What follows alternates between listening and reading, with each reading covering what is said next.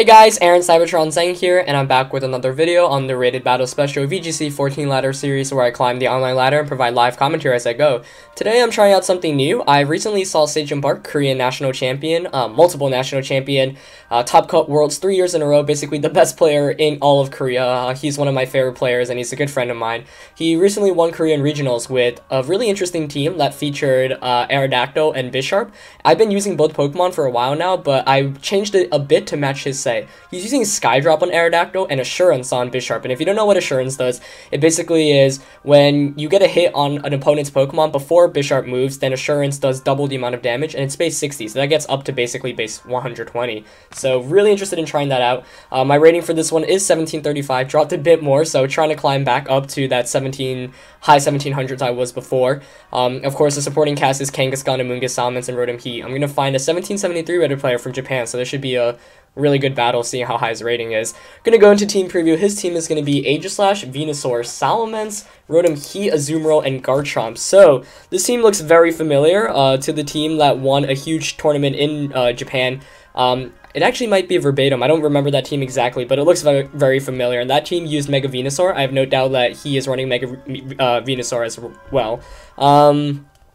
He's probably not going to want to bring in his Salamence because I am carrying my Bisharp. So, obviously, if Bisharp gets a +1 boost, it is absolutely lethal, even without the boost. But if you get a Bisharp Defiant boost, you are not set, but it's so beneficial. This is really tough. I'm not exactly sure what I want to lead with. I think Amoonguss can be good in terms of beating Azumarill and sporing the Garchomp and Salamence, but Rotom Heat gives it a lot of trouble. I definitely need a way to beat that Rotom Heat. I'm going to go with Kangaskhan, Aerodactyl, Rotom Heat in the back, and I want Bisharp as my last one, I think.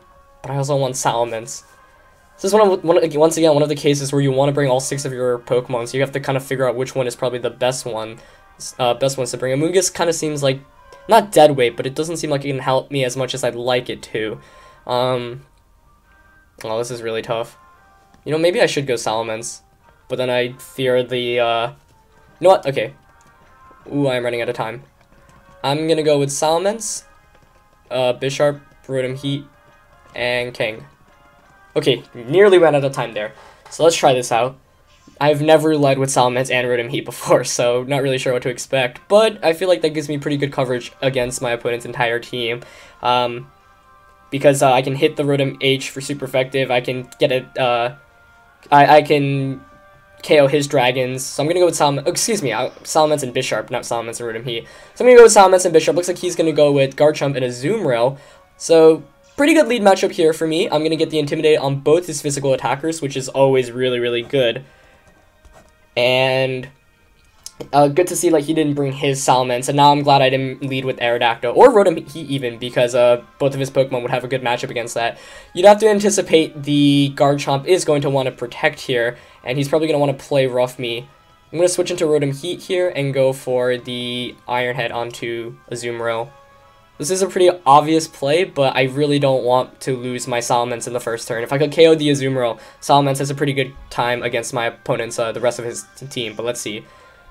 Yep, so Garchomp's going to switch out here, so at least it won't be doing anything. It looks like his Rotom Heat is actually going to switch in, and he's not going to protect with the Azumarill, so I'm going to get a free Iron Head here. Doing just over 50% there. Let's see if that's Citrus Berry. Yeah, it is carrying Citrus Berry. But let's see what it went for this turn. Azumarill also does carry Superpower, but it looks like it's going to flinch here, so I'm going to get lucky there and get away with the flinch. Here I'm going to go for the Will-O-Wisp onto Azumarill. That seems like a safe play, and I'm debating between protecting and switching Bisharp out. I'm just going to go with the protect here. The reason why I'm Will-O-Wisping Azumarill instead of Thunderbolting it is because of a possible switch in from either Garchomp or just in general. That way I could burn anything that comes in. Azumarill doesn't threaten me too much right now. Of course, it does have this super effective water type attack, but Will-O-Wisp will negate that attack. And I really don't want that Garchomp to come in for free here, which is why I'm going for the Will-O-Wisp, but let's see what my opponent decides to do. I also want to conserve Bisharp this turn, scout out what that Rotom Heat has. If it just goes for the Overheat, then I know. Looks like Azumarill is going to switch out here, though, yep, Garchomp, so that's exactly why I did go for the Will-O-Wisp play, but it probably has Lumberry, seeing how the Azumarill didn't. But let's see how this turn plays out. I'm going to protect with my Bisharp.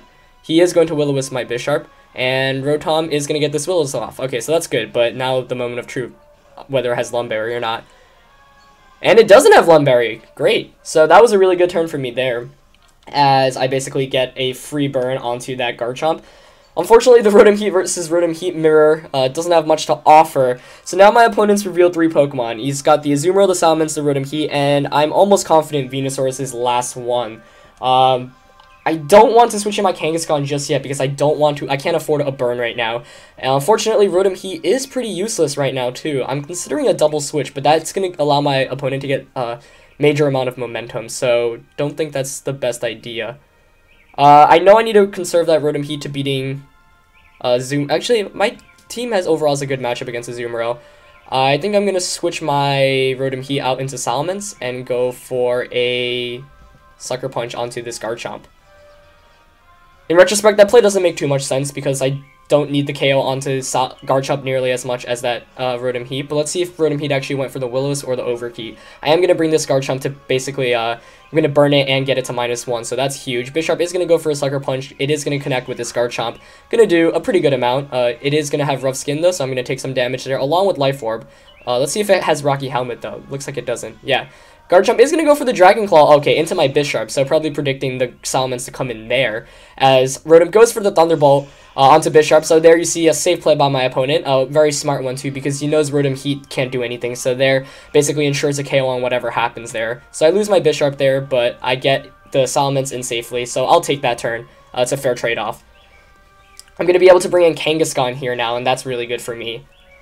As, at this point, I kind of expect the Azumarill to come back in, so I'm gonna double target this Rotom Heat this turn, go for a Draco and a Fake Out, but that Rotom Heat also might protect and Garchomp might switch out, which to me would make the most sense of a play there.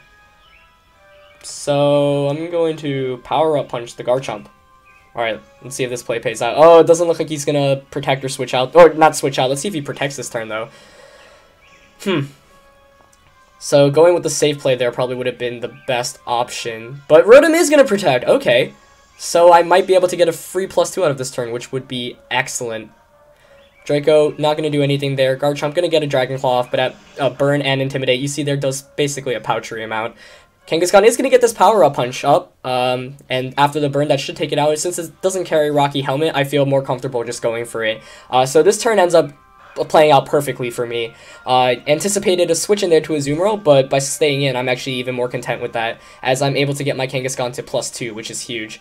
But now the Garchomp is knocked out. Let's see what my opponent brings in. Most likely going to be that that Azumarill, but might reveal his 4th one too, as a Venusaur, which is what I do anticipate. But I don't know. I'd be surprised to see if he ended up bringing Aegislash, because Venusaur really seems like you kind of want to bring Venusaur to any game if you're using the Mega variant, just because it's so good. It's so bulky, and the type coverage it gets is really good. But he actually ends up not bringing Venusaur. Looks like Salamence is my opponent's last Pokemon, which I'm okay with, but now we're dealing with Speed Ties, and I really, really hate Speed Ties. But I'm just going to go for the Draco onto the Salamence and the return onto Rotom. I am running max speed, but looks like he's going to connect first with this Draco. Oh, that's unfortunate.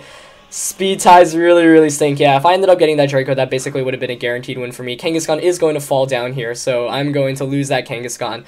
Battle's still not necessarily over, as I'm going to be able to knock out his Salamence, but now his Rotom's going to be able to Thunderbolt my Salamence, so, I don't know, in terms of making a better play there, sure I could have switched out to my Rotom Heat to conserve the Kangaskhan, which makes sense, but it's just so tempting to stay in at +1, especially when you know you're running max speed on your own Salamence, but it's kind of the price you have to pay sometimes. He's going to get this Thunderbolt onto my own Salamence. Oh, it's going to paralyze me too! Yikes. So this is going down to the wire, guys. I'm going to bring in my Rotom Heat here against his Rotom Heat and his Azumarill. So this is a close game. I'm gonna go definitely Draco onto his Rotom. I kind of have to since I'm locked in, of course. Debating between Will-O-Wisp and Thunderbolt. I'm not sure if I can KO with this Thunderbolt, but you know what? I'm gonna go for it. Let's see. Azumarill is gonna be the one protecting. Okay, so Rotom Heat most likely wanted to get some more damage off before it faints. Unfortunate once again with the para, but it should be fine. But it is gonna take me out with the critical hit. Ouch. So I needed probably some chip damage off before I fainted there, and I'm not going to get it. So that's really unfortunate. I'm going to go for a Thunderbolt here again, hoping to knock out this Azumarill. Azumarill does carry the Aqua Jet though, so this most likely going to do a lot of damage to me. I'm going to bring me down to 77 HP. At this point, I think this battle is over since it is my Rotom against his Rotom, and his Rotom clearly the faster variant. 116, bringing me down to 86 HP. I'm going to get this Thunderbolt off onto Azumarill. Let's see if it picks up the knockout here. And it will pick up the knockout, so now it's my Oven against his Oven, but doesn't look like a great matchup for me. I'm definitely going to need a crit here eventually. So here I'm going to go for the first Thunderbolt as we continue to trade Thunderbolts. Let's see how much this one does. Brings me down to 59, so I can only take in one more, so I'm probably going to have to hope critting an Overheat here. But yeah, it's definitely a lost cause. Going to go for the Overheat here though. Just might as well. Really fun game. I definitely would have appreciated some extra damage off onto that Rotom Heat before I fainted from that crit and that from the crit and the para, but you know, what can you do? Pretty well played by my opponent. And yeah, losing that Speed Tide there definitely sucked too, but that's what you kind of have to deal with when you play VGC. Doesn't look like he's carrying Citrus Berry though, but at this point, not really going to matter as he's basically knocked me out with the Thunderbolt. Even if I do survive this, him getting the Aqua Jet damage off before I faint. Gonna hang out with 1 HP here. Him getting the Aqua Jet damage before was huge. You know, maybe if I crit this Overheat, but nope. So my Oven is going to fall to his Oven. Great game there. In looking back, you know, I still don't regret any of the plays I made. Unfortunately, the Speed Tie and losing the Speed Tie and getting paralyzed and the crit was kind of too much. And seeing how this Rotom actually didn't have Citrus Berry, getting that Draco might have actually been enough to do enough damage there.